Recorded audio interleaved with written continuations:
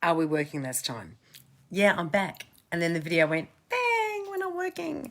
Tech dramas, don't you love it? Thursday, what a day. Today I wanted to talk, I had a really interesting conversation with a client today about how life is changing going back out into the world. Now, for many of us, it looks really, really different. For a lot of us, we've had the bonus of being able to transition and do a lot of our work from home. For a lot of people, they've lost a lot of work. For a lot of people, they've had forced, our entire corporate office is shut down. 6,000 of you are going to work from home till September. So there's been a whole lot of different stuff going on. Some of us have had to homeschool children. Some people have had elderly parents to look after. It's really been a mix for everybody. But over the last couple of weeks, if you're in Australia and New Zealand, a lot of stuff has changed and borders are getting more opened up. There's more flexibility in restaurants and bars and cafes, and some businesses are doing a bit more stuff with people coming in. Kids have gone back to school. We can have 20 people in our houses now. Woo! All these things are changing. And the conversation that's been coming up is like, shit. What if I've been enjoying not doing it all? What do you mean I've got to go back out into the real world kind of thing? And for my client today, for example, he was genuinely like, I kind of am enjoying this. What if I don't want to do it? How do I go back to normal, in inverted commas, as that's what people keep talking about. And the reality is, you don't have to. There is no such thing as normal. I remember I did a keynote many, many, many years ago for probably about a year, and it was called Say No to Normal, because I don't believe in normal. I believe our DNA is so different. We're inherently different. We're all different. And we need to embrace that. So there is no normal. We're not going to go back to normal because all of us have morphed during this whole period and kind of deciding on what's a little bit more important, what's less important. Oh, hang on, I can do my work without those 5 meetings sitting in a boardroom getting bored. Oh, hang on, I can do my work without having to put on a suit. There's so many different things happening. So we need to embrace that. What we need to look at is how we're feeling about what we have been doing during this period and how we're feeling, what comes up for us when we think about getting a little bit more back out into the world. Now, I'll give you an example. I am a kinesthetic. So for those of you who don't know, that means I'm all about feelings. So when the language that I use is usually feeling kind of terminology, and I'm a touchy person, okay? In my olden days, back in the old days, I may have actually been called a little bit handsy, but that's a whole other story. And I'm an extrovert. So for me, this whole period's been a bit kind of weird where I haven't been able to hug people. I haven't been going out and getting energy from an environment with people. I've had to find that energy in other ways. So as everything opens up a little bit more, I've kind of dipped my toes into going out a little bit more, but I don't know if I'll ever be as social as I was.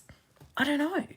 I have actually really enjoyed being able to recharge my batteries alone rather than recharging them with energy from other people, and while I'm doing other things like going to see shows, restaurants, all those kind of things that fill my batteries up.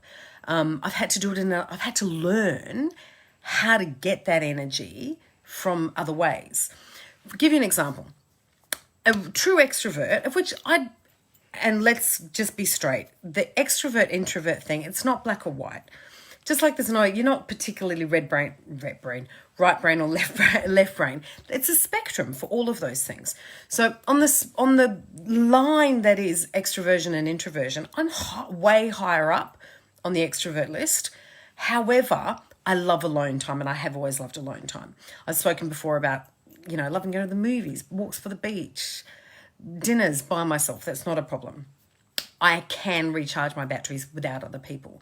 But it's easier for me to be energized by stuff, by people, by music, by laughter, by love, by theatre, by all those things. It totally feeds my soul and gives me a buzz.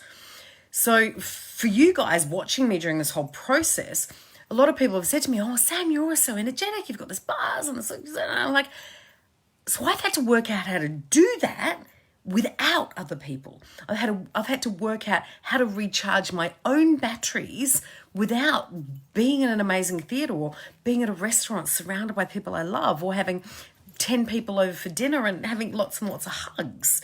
And that hasn't been easy.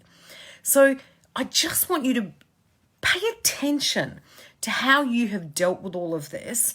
And don't think just because the rules, the guidelines have changed and said, yeah, you can now go to a restaurant with 10 people at the table and 50 in the restaurant, etc., that you need to do that.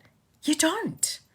It's not like schoolies week and we all have to go out and get pissed. You don't. You can actually take your time, and I encourage you to take your time. We've seen over the last few days people going crazy wanting to get out there and do things. And in all honesty, I think we're going to get to a point in like a week's time where I think we've flattened the curve. I don't think that's going to be the issue. But I think in a week or a couple of weeks, we're going to see all these people just go, oh my God, I'm so tired. I can't believe I had to go out with all those people and do all those things.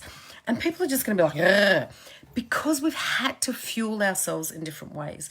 So to my client today, I was just like, be kind to yourself. It's a bit like doing a water detox.